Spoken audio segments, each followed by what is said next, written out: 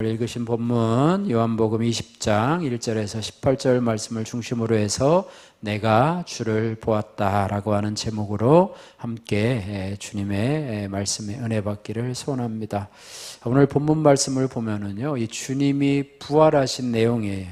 그래서 저도 말씀을 준비하면서 오늘 부활절이나 선포해야 될 말씀인데 추석을 한 주 앞둔 이날에 이 말씀을 주시나 생각을 했는데 저도 이제 제가 정해놓은 본문을 따라서 이렇게 설교를 하기 때문에 말씀 준비를 하기 때문에 어쨌든 하나님께서 이 주에 우리에게 이 말씀을 주시는가 보다, 우리 교회에 또 필요한 말씀인가 보다, 또 우리 성도들에게 꼭 필요한 말씀인가 보다 이렇게 생각하고 말씀을 준비했는데요.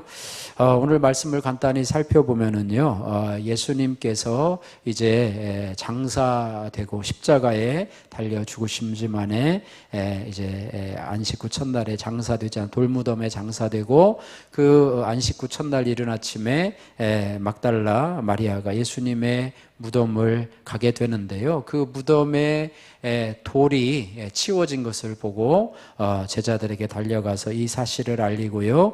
두 제자들도 무덤으로 달려가서 빈 무덤에 놓인 시신, 예수님의 시신은 없고 그 시신을 쌌던 세마포만 확인하고 돌아가게 됩니다. 그런데 무덤 밖에 울고 서 있던 마리아가 이제는 천사들을 만나고 또 예수님을 만나서 이제는 내가 주를 보았다라고 하는 그 메시지, 그 고백을 할 뿐만 아니라 그 사실을 이제 제자들에게 전하는 사명을 맡기는 그런 내용이 오늘 본문의 내용입니다. 어쨌든 우리도 마리아가 내가 주를 보았다라고 고백하는 것처럼 우리도 이제는 더 이상 실패와 좌절의 빈 무덤만 보면서 우는 인생이 아니라 내가 부활하신 주님을 보았다라고 하는 부활의 신앙을 가지고 살아가는 그런 신앙인이 되기를 주님의 이름으로 축복합니다. 그래서 우리가 이 막달라 마리아처럼요, 부활의 주님을 보려면 어떻게 해야 되는가? 내가 주를 보았다라고 하는 부활의 주님을 보았다라고 하는 그런 고백을 하려면 우리가 어떻게 해야 되는가 세 가지로 살펴보기를 원합니다. 첫 번째, 부활의 주님을 보려면 부활의 실제를 믿어야 합니다. 한번 따라해 보세요. 부활의 실제를 믿어야 합니다.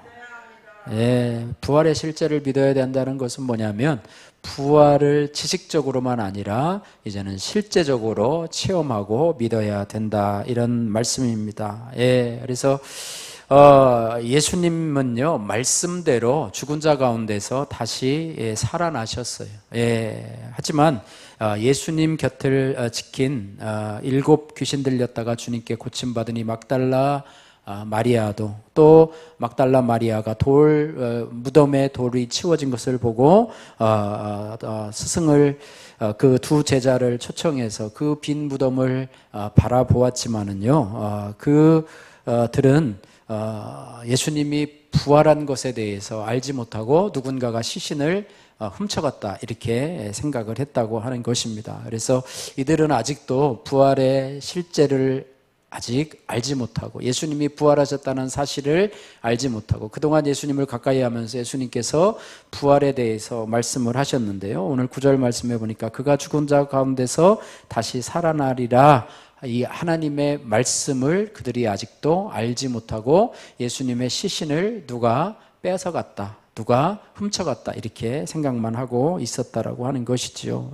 그래서 오늘 1절에서 10절 말씀인데요, 9절 10절 말씀만 같이 한번 읽겠습니다. 9절 10절. 그들은 성경에 그가 죽은 자 가운데서 다시 살아나야 하리라 하신 말씀을 아직 알지 못하더라. 이에 두 제자가 자기들의 집으로 돌아가니라. 아멘. 부활은요, 인간의 이성이나 경험으로는 이해할 수 없는 일이에요. 그러나 그래서 부활을 믿는다는 신앙은요, 부활이야말로 예수님이 하나님의 아들이심을 입증하고 증명하는 가장 확실한 증거라고 하는 거예요. 그래서 예수님의 부활을 믿지 않으면 죽음과 같은 연민에 빠지고 피해의식의 빈 무덤에 머물러 있어야 된다라고 하는 거예요. 그래서 우리가 예수님의 부활을 실제적으로 믿을 때 하나님이 이미 나에게 허락하신 삶, 또 나에게 주어진 십자가와 같은 그런 고통의 사건들을 통해서도 예수님이 경험하신 부활의 삶을 경험할 수 있다라고 하는 것입니다. 그래서 우리가 예수님의 부활을 실제적으로 믿기 위해서는 우리가 날마다 하나님의 말씀을 묵상해야 될 줄로 믿습니다. 그래서 여러분, 하나님이 매일 나에게 주시는 말씀, 여러분 어떤 것을 가지고 여러분 날마다 여러분에게 주시는 말씀으로 믿습니까? 여러분 성경을 꾸준히 읽으시는 분들은 그날 정한 날짜가 아마 있을 거예요.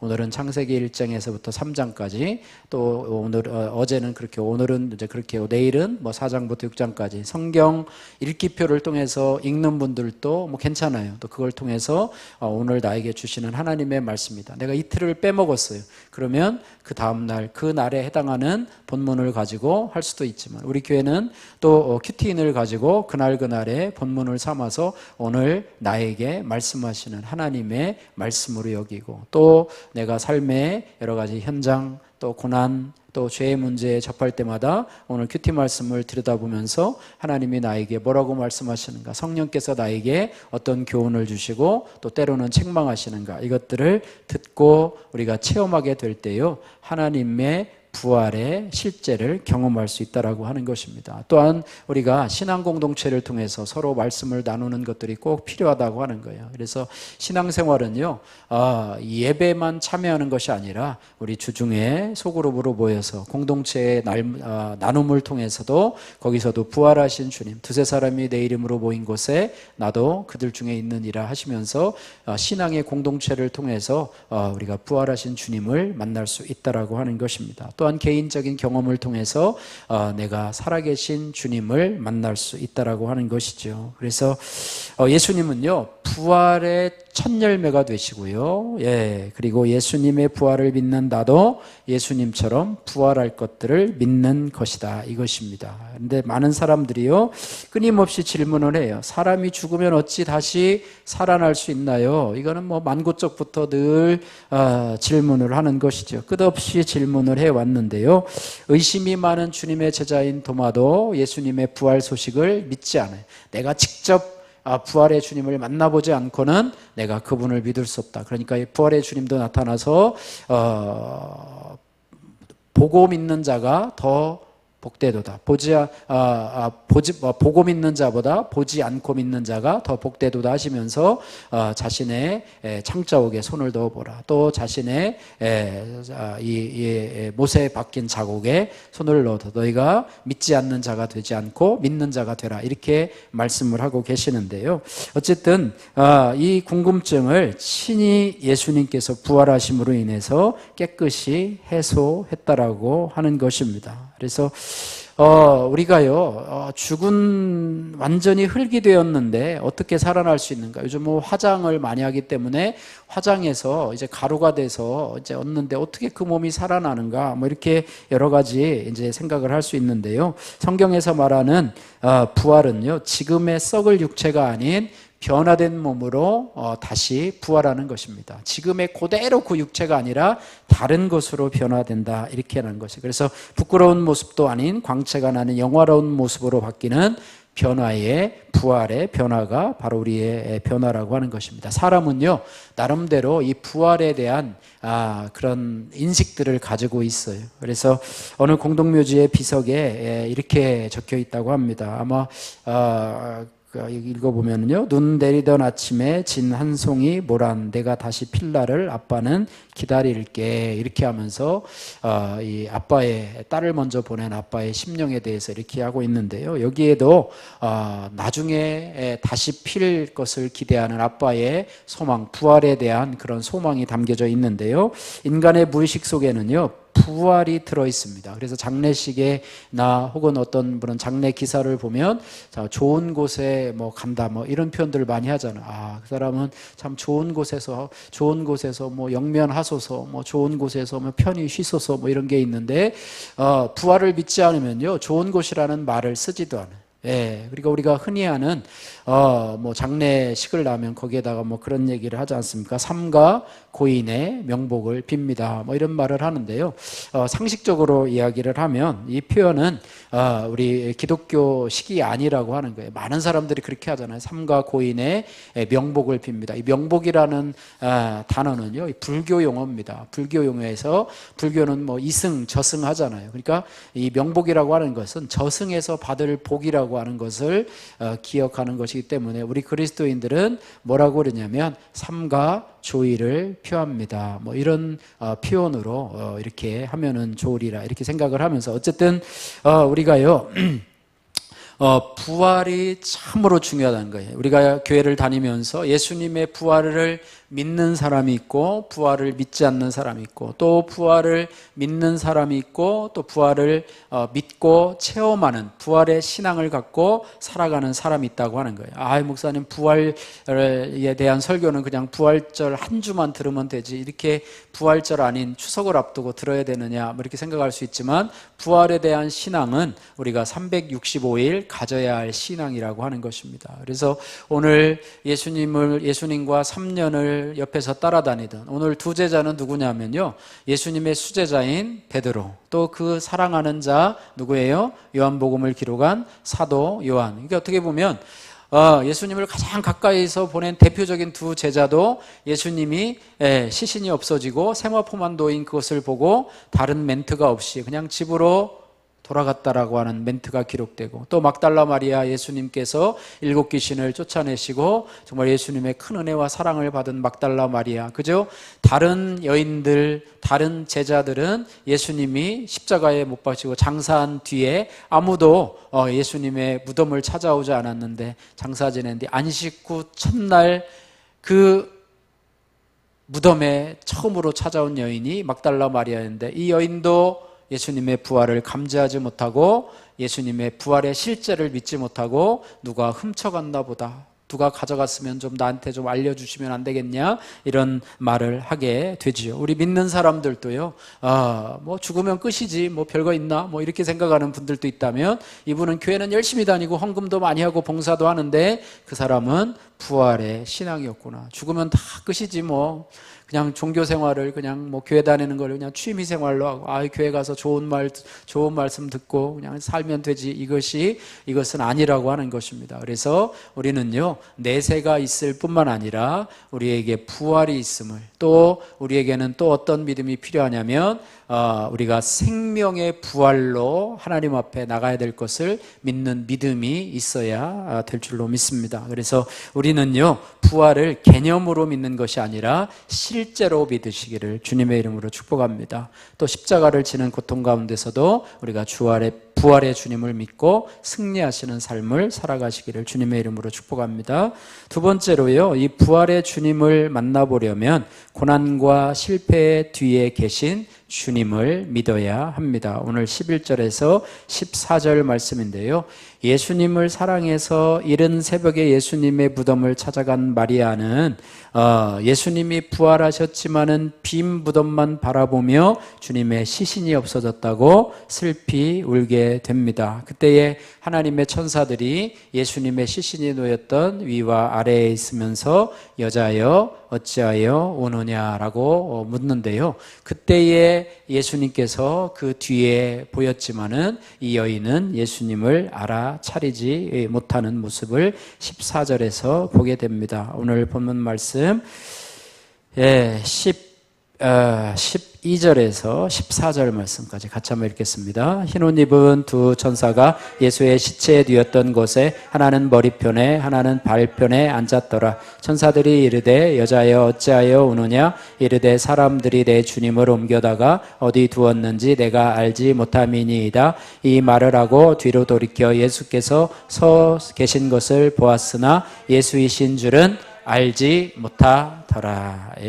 예수님은 고난과 실패 뒤에 계신 주님이신데요. 우리는 고난과 실패 뒤에서 계신 주님을 알아보지 못할 때가 많이 있다고 하는 것입니다. 고난과 실패 중에서 이 마리아처럼 울고 또 좌절하고 슬퍼하면서 주님이 왜 나와 함께 계시지 않느냐고 이렇게 불평하고 원망할 때가 많이 있다고 하는 것입니다. 주님은 바로 내가 실패한 그곳에 함께 계시다는 사실을 우리가 기억해야 합니다. 그래서 우리가 부활의 주님을 만나보려면 나의 고난과 실패의 자리에 계신 주님을 꼭 믿어야 된다라고 하는 것입니다. 우리가 잘 부르는 찬양 중에요, 나의 등 뒤에서라는 찬양이 오늘 본문의 말씀과 좀 유사한 말씀이 아닌가 싶습니다. 이것은 이제 클래식한 이 CCM인데요. 여러분 자주자주 부르시면서 나의 등 뒤에 계신 하나님, 나의 고난과 실패의 현장 중에서 나의 등 뒤에서 나에게 힘주시는 그 주님, 부활의 주님을 여러분이 체험하시기를 바랍니다. 우리 찬송, 우리 복음성가 나의 등 뒤에서 우리 같이 한번 오늘 말씀을 생각하면서 같이 한번 찬양해 보겠습니다. 나의 등 뒤에서, 나의 등 뒤에서 나를 도우시는 주, 나의 인생 길에서 지치고 고나여 매일처럼 주저앉고 싶을 때 나를 밀어주시네. 일어나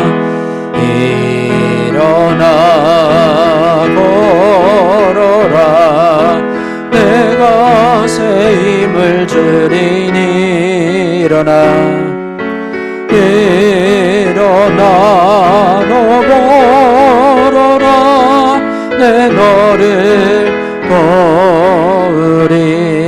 이 절 나의 등 뒤에서, 나의 등 뒤에서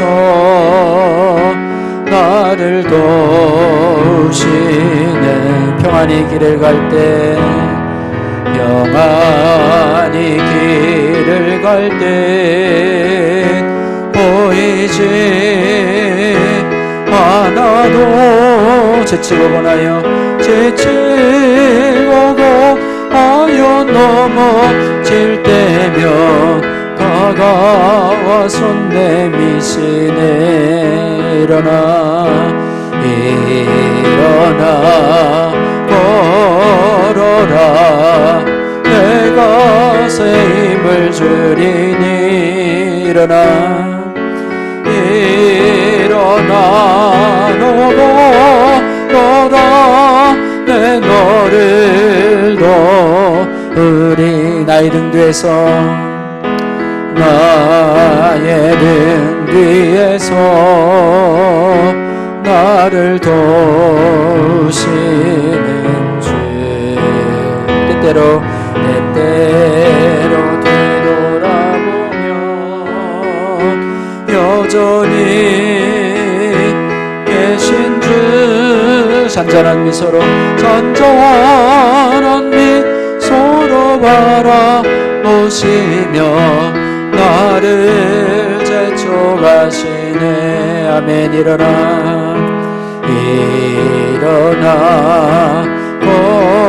걸어라, 내가 새 힘을 주리니. 일어나 너 걸어라, 내 너를 도우리.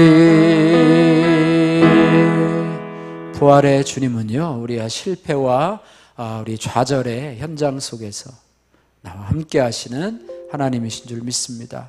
내가 부활의 주님이 나와 함께 하심을 믿고 깨닫는 것이 믿음인데요. 아직 부활의 실제를 믿지 못하는 이 막달라 마리아는 자기 뒤에 예수님께서 서 계신 건 줄을 알지 못하는 그런 안타까운 그런 모습으로 있습니다. 우리도 마리아처럼 혹시 주님께서 나의 실패와 좌절 속에 그 현장에 함께 계시는데 그것을 알지 못하고 실패와 좌절 가운데 울며 탄식하며 슬퍼하고 있지는 않은지, 또 그 계신 하나님을 원망하고 불평하며 이렇게 살아가고 있지는 않은지 우리 자신을 돌아보면서 나의 등 뒤에서 나와 함께 하시는 주님을 믿고 의지하시기를 주님의 이름으로 축복합니다. 예서가 어찌 우느냐라고 하는 큐티인 곽예선님의 큐티인 간증입니다. 저는 외조부가 목사님이신 믿음의 가정에서 태어났습니다. 조부모님과 부모님 모두 장로, 권사로서 교회에 열심히 다니셨습니다. 하지만 부모님은 세상에 돈으로 안 되는 일은 없다고 하시면서 실상 하나님보다 돈을 섬기며 사셨습니다. 제가 어릴 때 한 번은 교회 부흥회에서 부모님이 헌금을 많이 하고 교인들의 박수를 받으시는 모습을 보았습니다. 그러면서 저는 나도 커서 아빠처럼 저렇게 헌금을 많이 하는 사람이 돼야지 이렇게 생각을 한 적이 있습니다. 그런 부모님의 영향으로 저는 점점 돈의 노예가 되어 다 필요 없고 돈만 있으면 된다 이렇게 생각을 했습니다. 그러다 저는 결국 교회를 떠났고 성인이 되어서는 쾌락과 유흥에 빠져 악하고 음란하게 살았습니다. 20대 중반에는 아버지의 사업이 IMF로 외환 위기로 무너졌지만 법정 관리를 잘 받으면 회생할 수 있다는 아버지의 말만 믿고 남은 재산을 탕진하며 흥청망청 살았습니다. 하지만 법정 관리 담당자들의 비리로 아버지의 회사는 사라졌고 살던 집마저도 경매로 넘어가며 저희 가족은 남은 것 하나 없이 길바닥으로 쫓겨나게 되었습니다. 이렇게 회사와 집을 모두 잃는 빈 무덤 같은 사건이 와서야 비로소 저희 가정은 예수님을 찾기 시작했습니다. 이런 속에서도 부모님은 습관적으로 매일 새벽 기도를 다니셨지만 부활의 예수님을 모르시기에 회사가 재건되기만을 기도하셨습니다. 그러던 중 아버지는 스트레스를 술로 푸시다가 간경화와 합병증으로 돌아가셨습니다. 그 일을 계기로 남은 저희 가족은 말씀을 묵상하는 공동체로 인도함을 받게 되었는데요. 그때 저는 물질과 봉사로 헌신하신 아버지를 데려가신 하나님을 많이 원망했습니다. 그래서 날마다 사라진 아버지와 재산을 찾으며 울부짖었습니다. 그러자 예수님이 울고 있던 막달라 마리아에게 다가와서 내가 누구를 찾느냐라고 물으신 것처럼 제 마음속에도 찾아와 주셨습니다. 이제 마리아처럼 저도 저와 같은 고난을 겪은 지체들에게 부활하신 예수님을 증거하며 살겠습니다. 적용하기 사업장의 매출을 제일 먼저 11조 하는 데 쓰겠습니다. 동생에게 큐티인을 선물하며 부활하신 예수님을 전하겠습니다. 네. 세 번째로요, 우리가 부활의 주님을 만나보려면 말씀으로 찾아와서 내 이름을 불러주시는 주님을 믿어야 합니다. 오늘 15절에서 18절 말씀인데요. 15절에서 18절 말씀 같이 한번 읽겠습니다. 예수께서 이르시되 여자여 어찌하여 울며 누구를 찾느냐 하시니 마리아는 그가 동산지기인 줄 알고 이르되 주여 당신이 옮겼거든 어디 두었는지 내게 이르소서 그리하면 내가 가져가리이다. 예수께서 마리아야 하시거늘 마리아가 돌이켜 히브리 말로 라보니 하니 이는 선생님이라는 말이라. 예수께서 이르시되 나를 붙들지 말라. 내가 아직 아버지께로 올라가지 아니하였노라. 너는 내 형제들에게 가서 이르되 내가 내 아버지 곧 너희 아버지 내 하나님 곧 너희 하나님께로 올라간다 하라 하시니 막달라 마리아가 가서 제자들에게 내가 주를 보았다 하고 또 주께서 자기에게 이르니라. 아멘. 예, 막달라 마리아는요 15절 말씀에 보니까 예수께서 말씀하시되 여자여 어찌하여 울며 누구를 찾느냐. 예수님이 앞에서 말씀하시잖아요. 여자여 어찌하여 울며 누구를 찾느냐 하실 때에 마리아는 예수님을 누구로 알았습니까? 15절에 보니까 동산지기인 줄 알고 예수님께 이렇게 말해요. 주여 당신이 옮겼거든 어디 두었는지 예수님의 시신을 좀 나로 찾게 하라. 뭐 이렇게 말을 하지요. 그러나 부활하신 예수님께서 16절에 뭐라고 하십니까? 이제는 여자여가 아니라 마리아여라고 하시자 이제는 예수님을 알아보게 된다라고 하는 것입니다. 주님은 우리의 이름을 불러주시는 하나님. 여러분 각자의 이름을 불러주실 때 거기에서 영적인 눈이 떠서 이제 부활하신 예수님을 알아본다라고 하는 거예요. 여러분, 주님의 음성을 들을 때가 있잖아요. 저도 예수님을 믿지 않고 군대 제대를 마치고 이제 복학을 하기 전에 우리 큰형님 우리 목회하시는 목회 현장을 갔다가 혹시 아무개야 혹시 네가 지옥 갈 자가 아니냐. 예수님은 긴 말씀을 안 하시더라고요. 우리 부모님들은 자녀들에게 막 말을 여러 마디 하시잖아요. 예수님은 많은 말을 하지 않으세요. 그냥 이름만 부르고 간단하게 말씀하시면 거기에 많은 숨은 뜻이 들어있잖아요. 여기 마리아라고 하는 말에는요, 내가 너의 마음을 안다, 또 내가 너의 아픔을 안다. 마리아야, 내가 너의 삶을 안다. 네가 무엇 때문에 힘들어하는지 내가 너를 안다. 마리아야 라고 하시면서 이런 의미가 포함되어 있는데, 어쩌면 예수님도 슬퍼하며 우는 마리아 곁에 이런 말씀을 하시면서 함께 울었는지도 모르겠습니다. 결국 마리아라고 하는 예수님, 부활하신 예수님의 이 한마디에 마리아의 모든 문제가 사라지고요, 그의 슬픔과 좌절이 다 해결되게 되었다고 하는 것입니다. 예수님은요, 이름을 불러주시는 주님이라고 하는 거예요. 할렐루야.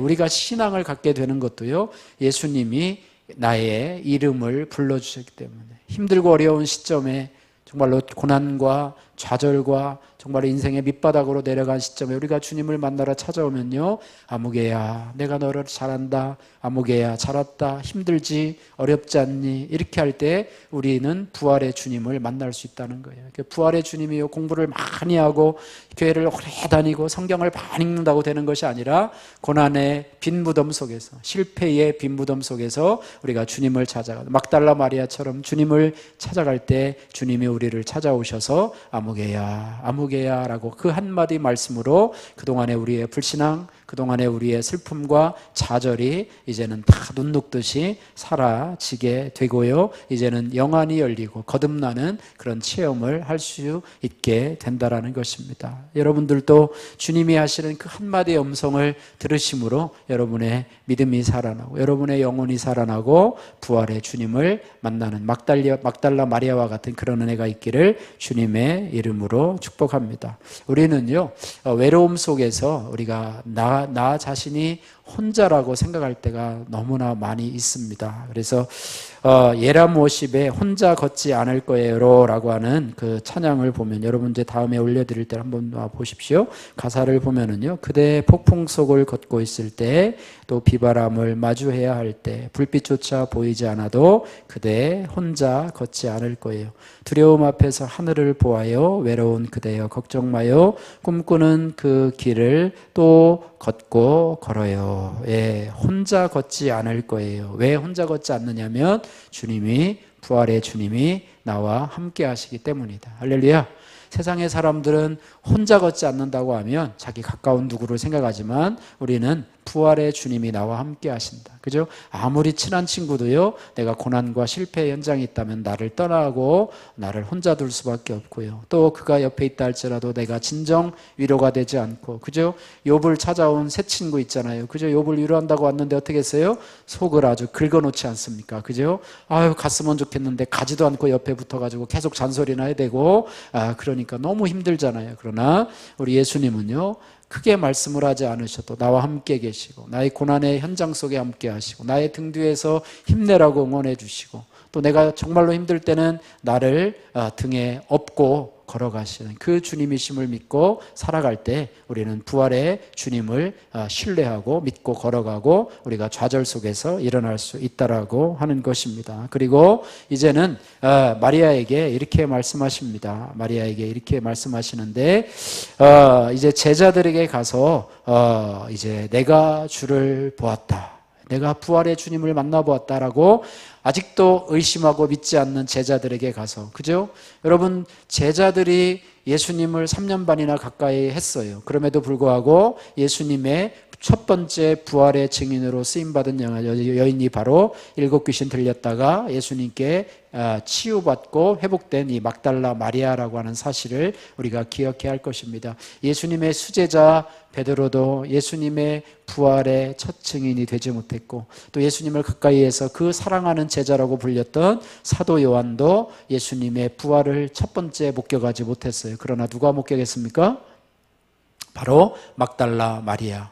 예수님께서 이 땅에 오실 때도 누가 그 예수님을 영접했냐면 들에 가서 양을 치던 목자들이 예수님의 부활을, 천사들이 지극히 높은 곳에서는 하나님께 영광이요 땅에서는 기뻐하심을 입은 자들 중에 평화로다 하는 그 말씀을 듣고 그 말씀을 전하러 베들레헴으로 가지 않습니까? 그런 것처럼 하나님께서는요 지위 고하를 막론하고 거기에 서열을 매겨서 하나님이 이렇게 하는 것이 아니라, 그렇지 않다 할지라도 하나님 낮고 낮은 자 속에서 그런 자들 속에서 하나님이 영광을 받으시고 감당하신다고 하는 것입니다. 우리가 유명한 교회, 큰 교회, 정말로 유명한 자들이 많이 다니는 교회는 아닌 시골의 작은 그런 교회지만은요 우리의 마음이 겸손하고 막달라 마리아와 같이 예수님을 사랑하는 마음으로 힘들고 어려운 그런 빈 무덤에 처했을지라도 그런 사모하는 마음이 있다면 부활의 주님께서 찾아오셔서 마리아야 라고 불러주시며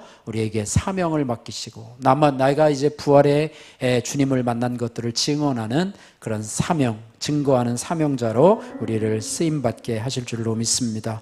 말씀을 정리합니다. 오늘 부활절은 아니지만 부활절 메시지를 전했는데요, 부활의 예수님은 우리의 신앙을 측정하는 그런 시금석이 될 것입니다. 진짜 신앙을 소유한 자는 부활의 주님을 믿고, 나도 부활할 줄로 믿는, 예수님을 따라서 나도 부활할 줄로 믿는, 그래서 죽음도 두려워하지 않고 우리 안에 실패도 두려워하지 않고, 할렐루야.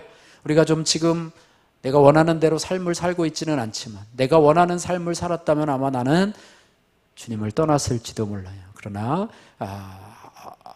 원하지 않는 삶으로 하나님께서 나를 넣어주신 것은 주님이 나의 구원을 생각하시기 때문에, 나의 구원을 위해서 꼭 필요한 사건이기 때문에 나를 그곳에 넣어주셨다고 하는 믿음을 갖게 될 것입니다. 막달라 마리아, 그가 사랑하는 예수님을 떠나보냈지만은, 그러나 그 슬퍼하고 아파하는 현장 속에서 예수님은 나타나셔서 막달라 마리아가 이제는 부활의 실제 되신 예수님을 믿게 되었고, 또 부활을 통해서 고난과 실패 뒤에 계신 예수님을 바라보았고, 또 예수님을 체험하게 되어서 이제 부활을 증거하는, 그 3년 동안 제자 훈련을 받은 제자들에게 부활의 주님을 증거하는 자로 쓰임받게 되었다는 것, 이것이 참으로 복된 인생이라고 하는 사실을 기억하면서, 저와 여러분들도 여러분이 혹시 좌절과 실패의 그런 빈 무덤 속에 막달라 마리아처럼 울고 있다고 한다면, 여러분 언제까지 울고 있지 마시고요, 마리아처럼 정말로 말씀하시는 주님을 찾아가고 그 부활의 주님을 만나고 늘 승리하시는 그런 은혜가 있기를 주님의 이름으로 축복합니다.